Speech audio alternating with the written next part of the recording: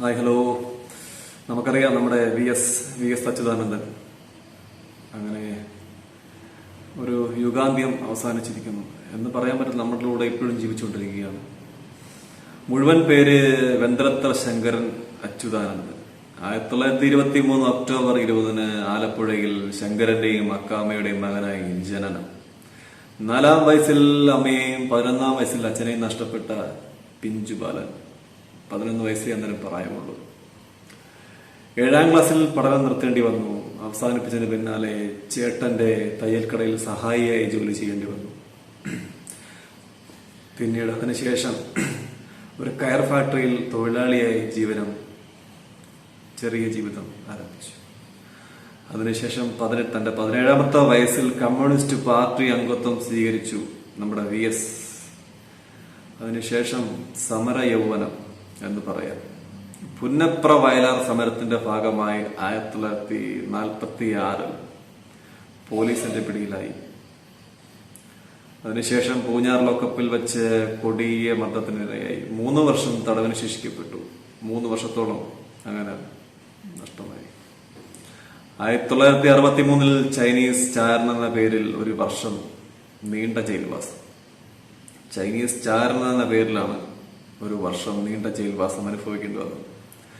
1975 അടിയന്തരാവസ്ഥയെ തുടർന്ന് 20 മാസം ജയിൽവാസം. 20 മാസം 1975 മുതൽ.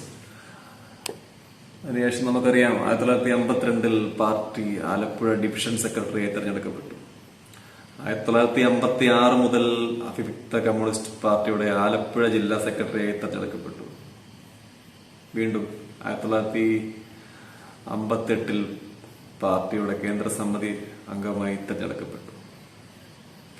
1964 പാർട്ടി നേതൃത്വത്തോട് കലഹിച്ച് ദേശീയ കൗൺസിലിൽ നിന്നും ഇറങ്ങിപ്പോയി. വീണ്ടും കമ്മ്യൂണിസ്റ്റ് പാർട്ടി ഓഫ് ഇന്ത്യ രൂപീകരിച്ച 32 സ്ഥാപക അംഗങ്ങളിൽ ഒരാളായിരുന്നു വി എസ്. 1965 നിയമസഭാ തെരഞ്ഞെടുപ്പിൽ അമ്പലപ്പുഴയിൽ നിന്നും മത്സരിച്ചു. പരാജയം ഏറ്റുവാങ്ങേണ്ടി വന്നു. 1964 തെരഞ്ഞെടുപ്പിൽ അമ്പലപ്പുഴയിൽ വീണ്ടും മത്സരിച്ചു. വിജയം കൊയ്തെടുത്തു വി എസ്. അങ്ങനെ ആദ്യമായി നിയമസഭയിലേക്ക് എത്തി വി എസ്. 1970 അമ്പലപ്പുഴയിൽ നിന്ന് നിയമസഭയിലേക്ക് തെരഞ്ഞെടുക്കപ്പെട്ടു. RSPയുടെ കുമാരപിള്ളയാണ് തോൽപ്പിച്ചത്. 1980 മുതൽ 1992 വരെ തുടർച്ചയായി CPM സംസ്ഥാന സെക്രട്ടറിയായി തെരഞ്ഞെടുക്കപ്പെട്ടു. ഒരു നീണ്ട കാലയളവായിരുന്നു.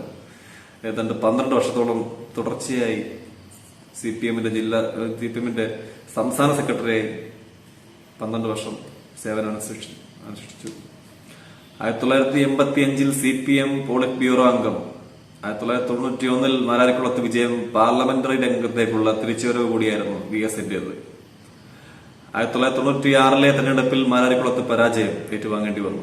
2001 മലമ്പുഴ മണ്ഡലത്തിൽ നിന്നും പാലക്കാട് മലമ്പുഴ മണ്ഡലത്തിൽ നിന്നും പൂർണ്ണ വിജയമായി വി എസ്. പ്രതിപക്ഷ നേതാവായി പ്രതിപക്ഷത്തിന്റെ സ്വരമായി മാറി നമ്മുടെ വി എസ്.